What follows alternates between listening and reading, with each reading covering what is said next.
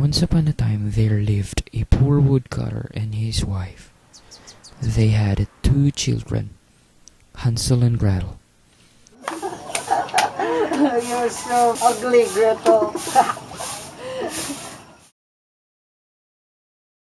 A great famine has fallen upon the land, and the woodcutter could no longer find daily bread for his family. Late one night, the father couldn't sleep due to worry and hunger. What I am to do? How can we feed the poor children when there's not even enough for ourselves? So, early in the morning, you will take the children deep into the forest. Then, you will build them a fire. Just give them a piece of bread. Then, go to your work. I'm sure they won't able to find their way home. No, I can't do that.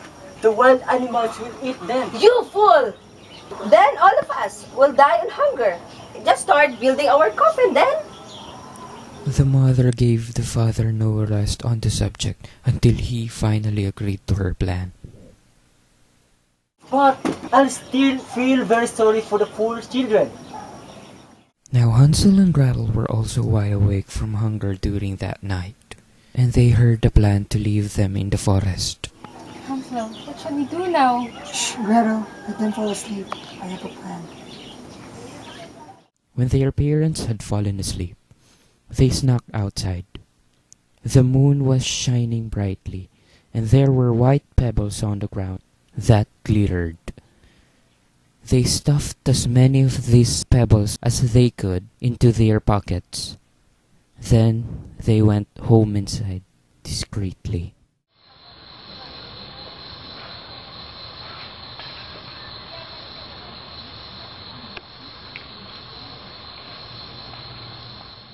In the morning, their mother awakened them. Get up, sluggards. We must go and fetch some wood. Here's a piece of bread. It's your dinner, so don't eat it up because it's all you're getting.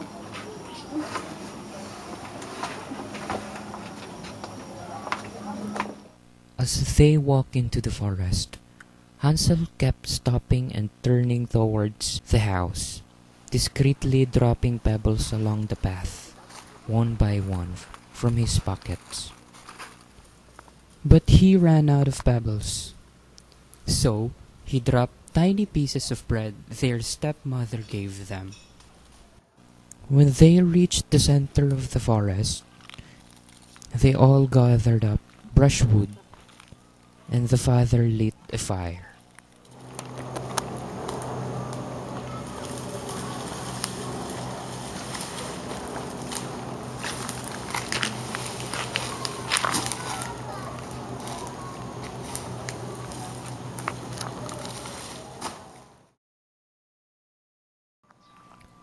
When noon came, the children ate a little bread. They thought they heard the strokes of their father's axe, but it was not an axe.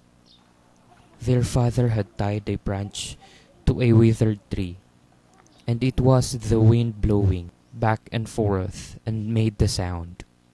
After a long while, they became fatigued, so they closed their eyes and fell asleep.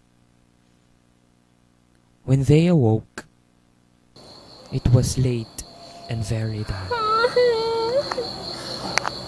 It's alright, Gretel. When the moon rises, we'll find the breadcrumbs and find our way home.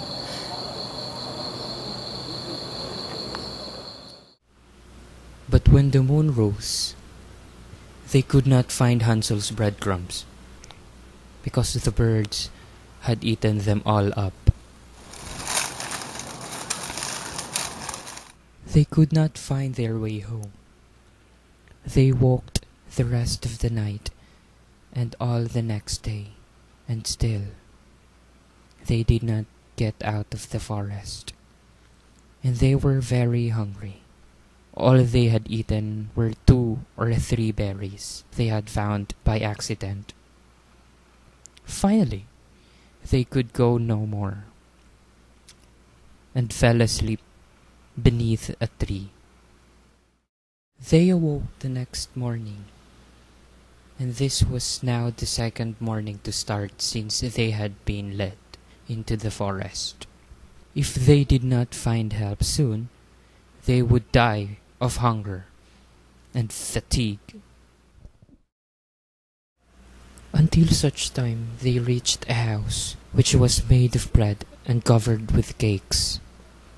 The windows were made of sugar. Look, Gretel, we have a meal at last. We're gonna eat the roof and we're gonna eat the windows. Hansel broke off a bit of the roof to taste, and Gretel nibbled off one of the sugar glass panels. The children could not stop themselves. Hansel tore down more of the roof, and Gretel pushed off an entire round of window pane. Suddenly, an old woman on crutches pushed herself out. Oh, my dear children, who has brought you here? You look tired. Do come inside and stay with me. No harm shall come to you.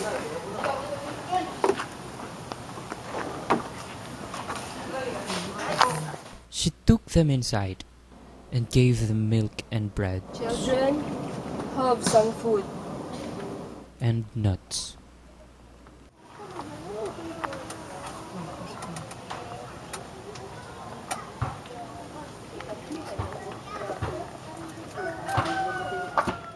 When they finished eating, they were put into 2 little beds.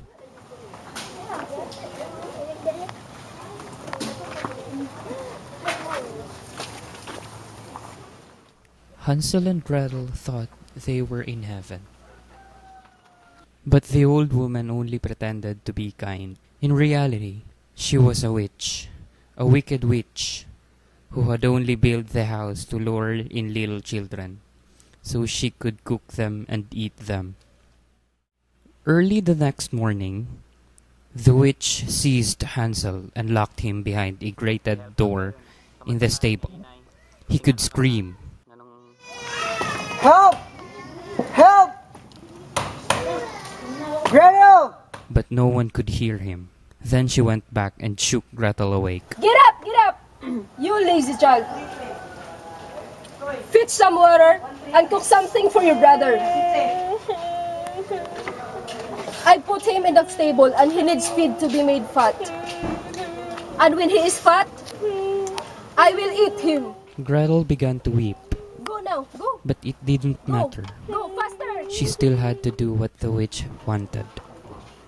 So now, the best food was cooked for Hansel, and poor Gretel got nothing but crab shells. Every morning, the old witch hobbled to the stable. Hansel, stretch out your finger so that I can feel if you are getting fat.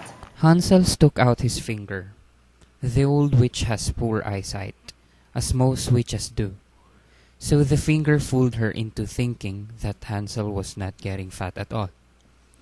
4 weeks had passed, and Hansel remained thin. She could no longer stand it. Quiet, you rich child. Keep your noise to yourself. Nothing will help you now. Light the oven. We are going to have a roasted tasty boy today. A little later, hungry and impatient, she pushed Gretel outside the door and towards the oven. It was a huge brick oven, the size of a small shack. Flames from its fire were darting out the side. Creep into the oven and see if it's ready for baking the bread. I don't know how to do it. How do I get in the oven? Useless child. The door is big enough. Just look and see how I can get inside myself. The witch put her head in, and Gretel pushed her so hard that she fell far into the oven. Gretel closed the door quickly behind and fastened the bolt. How the witch howled and screamed as she was burned to death in the oven. Gretel ran straight to Hansel and opened the grated door. in the stable. Hansel, Hansel! Yes, Gretel. The witch is dead. We are free now. Thank God. The children hugged each other and cheered and danced for joy. They went back into the dead witch's house and found chests full of pearls, jewelries, and gold coins. They filled their pocket with all they could.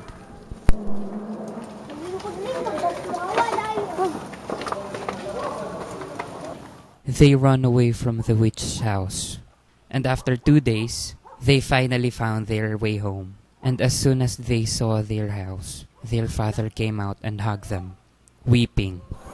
Finally! My dear children, your stepmother is dead. Come home with me now. Promise you'll never ever leave us again? Look, Father. We are rich now. Yes. Wow.